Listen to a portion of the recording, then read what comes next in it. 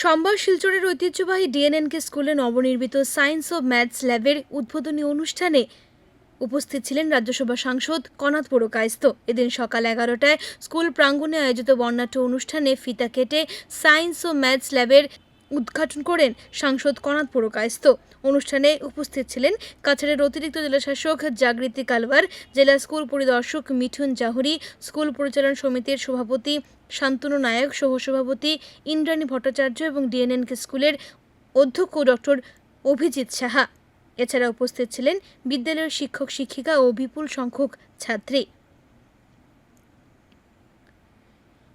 শিক্ষা জীবনে সঠিক দিশা ও মানসম্মত শিক্ষায় ভবিষ্যৎ প্রজন্মের ভিত মজবুত করে শুধু চাকরি খোঁজার মানসিকতা নয়, শিক্ষার্থীদের জব সিকার না হয়ে জব ক্রিয়েটার হিসেবে গড়ে তুলতে হবে। নতুন শিক্ষানীতি সেই লক্ষ্যে শিক্ষার্থীদের সম্মানে জ্ঞান, দক্ষতা ও সৃজনশীলতার নানা সুযোগ উন্মুক্ত করেছে। এমনই মন্তব্য করেন রাজ্যসভা সাংসদ কনাথ পুরকায়স্থ। দেখুন, উন্মোচন করা হয়েছে, উদ্বোধন করা হয়েছে এবং এই যে ল্যাব যেটা আজকের দিনে নতুনভাবে সংযোজিত হলো, এতে আমাদের যারা এখানে পড়ুয়া, যারা ছাত্রীরা যারা রয়েছে, তাদেরকে থিওরিটিক্যাল নলেজ এর সাথে সাথে প্র্যাকটিক্যাল অ্যাপ্লিকেশন দুটার মধ্যে যে সমন্বয় আছে, সেটার যে দূরত্ব রয়েছে, সেটাকে আরো কাছে আনবে। কারণ আমরা পড়াশোনা করি, স্বাভাবিকভাবে পড়াশোনা পুঁথিগত বিদ্যা আমরা আহরণ করি,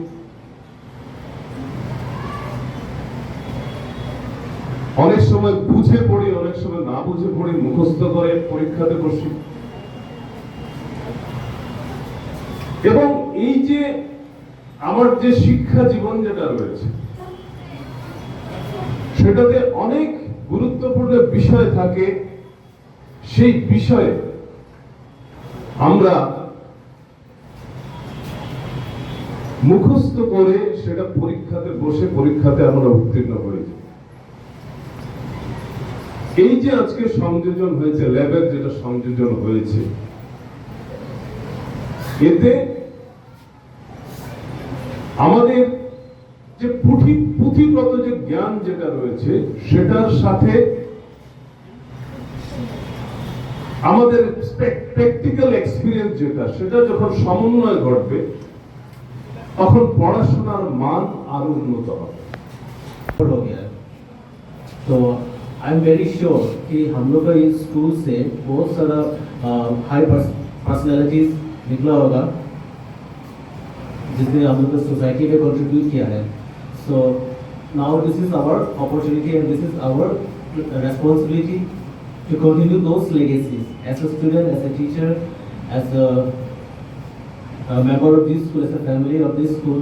It is now our responsibility to continue those legacies, to carry out those legacies that has been given to us by our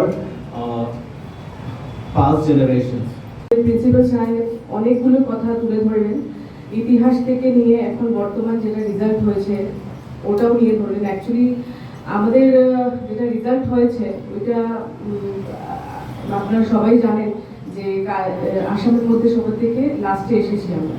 তবু এইবার আমরা হয়তো কোনো কারণে কিছু হতে পারে, কিন্তু এই স্কুলের যে রেজাল্টটা ছিল অনেকই ভালো ছিল, 87% ছিল।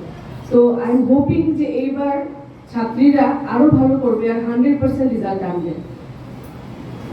ওনারা যে প্রিন্সিপাল সাহেব যেগুলা চেষ্টা নিচ্ছেন, এগুলা সবাই নেয় না।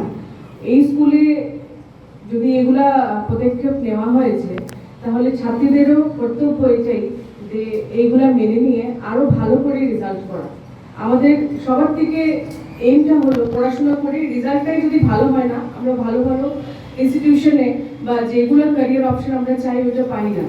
তো ওইটাকে আপনাদের নজর দিবেন আর ছাত্রীদের মানে ইয়ের জন্য, প্রোগ্রেসের জন্য একটু মত দেবেন। আর টিচারদের তরফ থেকে আমার টিচারদেরকে আমার তরফ থেকে অনুরোধ এটাই থাকলো যে আপনারা আরো বেশি করে ওদেরকে একটু নজর দেবেন, আর হয়তো এক্সট্রা ক্লাসেসও করাবেন।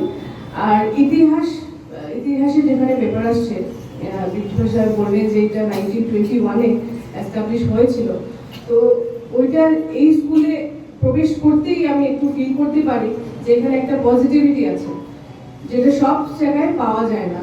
একটা অন্য ধরনের একটা পরিবেশ আছে, একটা পজিটিভিটি আছে। আর ছাত্রীদেরকে এখানে দেখেও লাগছে, প্রত্যেকজনের মুখ দেখছি আমি, অনেকই সিনসিয়ার। আমি দেখেই বুঝতে পারছি যে হয়তো কয়েকজন বাকি সবাই অনেকই সিনসিয়ার। বিশাল সংখ্যক ছাত্রী, তাদের বসার সংকুলান আমাদের নেই। হ্যাঁ, আমাদের লিমিটেশন আছে, আমাদের জায়গা নেই, কিন্তু আমাদের একটা আবেদন ছিল যে আমাদের যখন আমরা গেটে ঢুকি, বাঁ দিকে যে বিল্ডিংটা সেটা অনেক পুরাতন। এনআইটি ইঞ্জিনিয়ার, সিভিল ইঞ্জিনিয়ার থেকে আমাদের রিপোর্ট আছে, পিডব্লিউ থেকে রিপোর্ট আছে, this building is prone two earthquake. আমরা বারবার সরকারের কাছে গেছি, কিন্তু এখনো কিছু পাইনি। আমি অনুরোধ করব প্রশাসনের কাছে, আজকের এমপি মহাশয়ের কাছে, যে এক তো বসার সংকুলান নেই, আর এই বিল্ডিংটা কোনো সময় যদি কোনো প্রাকৃতিক দুর্যোগ হয় তাহলে আমরা তার দায়ভার নিতে হবে। এই বিল্ডিংটাকে রেখে যদি কোনো ধরনের এক্সটেনশন করা যায়, আজকাল আমি শুনছি যে ইঞ্জিনিয়ারিং অনেক ডেভেলপ করেছে, সেটা হয়তো সম্ভব।